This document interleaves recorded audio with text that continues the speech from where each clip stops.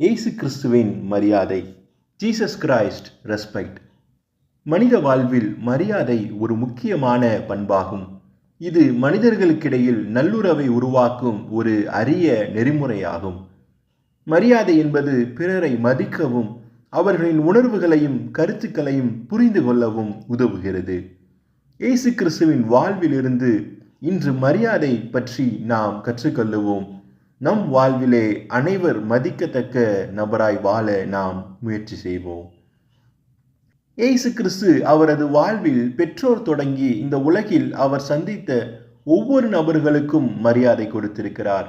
அவருடைய வாழ்வில் யூதர் என்றோ கிரேக்கர் என்றோ ஆண் பெண் என்றோ அடிமை சுயாதீனன் அல்லது ஏழை பணக்காரன் என்றோ அவர் பார்க்காமல் அனைவரையும் ஒரே சிந்தையுடன் பார்த்து அனைவரையும் மதித்து இருக்கிறார்.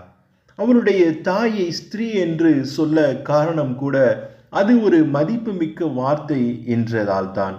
ஆக அவர் அனைவரையும் மிகுந்த மதிப்புடனே இந்த உலகில் பார்த்திருக்கிறார்.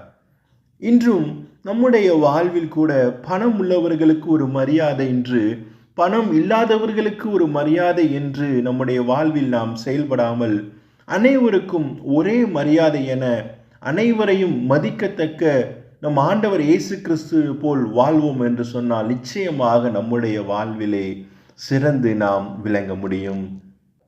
பலருக்கு மரியாதை கொடுத்து வந்த இயேசு கிறிஸ்து மரியாதை இழந்து வாழும் மக்களுக்கும் அவர் மரியாதையை பெற்று தந்திருக்கிறார். சமுதாயத்தில் விபச்சாரத்தால் மரியாதை இழந்த பெண், ஏழை விதவை, சிறுவர்கள் என அன்று பெண்களுக்கும் சிறுவர்களுக்கும் மரியாதை சற்று குறைவாகவே காணப்பட்டிருக்கிறது. ஆண்டவர் அவர்களுக்கான மரியாதையை அவருடைய போதனைகளிலே மீண்டுமாக பெற்றுக் கொடுத்திருக்கிறார். இன்று நம் சமுதாயத்திலும் மரியாதை இழந்து வாழும் நபர்களுக்கு மரியாதை பெற்று தருவதற்கு நம்முடைய வாழ்க்கையிலே நம்முடைய செயல்கள் பல நிலைகளிலே ஆண்டவரை போன்று வெளிப்படுகிற பொழுது அது நிச்சயமாக ஒரு முக்கியமான மாற்றத்தை நம்முடைய சமுதாயத்திலே நம் மூலமாக வெளிப்படுத்தும். இயேசு கிறிஸ்து இந்த உலகில் பலர் மதிக்கத்தக்கவராய் இருக்க முக்கிய காரணங்கள், அவர் சமுதாயத்தில் அனைவரையும் சமமாய் பார்த்தார், பலருக்கு மரியாதை பெற்று தந்தார், நீதியின் பக்கம் நின்றார், பாவமற்ற நபராய் வாழ்ந்தார், அனைவரையும் நேசித்து அனைவரின் பாவத்திற்காக அவர் பாவமற்றவராய் சிலுவையை சுமந்தார் என பல காரியங்கள் இருக்கின்றன. உண்மையில் அவரை போல் மிகவும் மதிக்கத்தக்க நபர் இவ்வுலகில் யாரையும் பார்க்க இயலாது.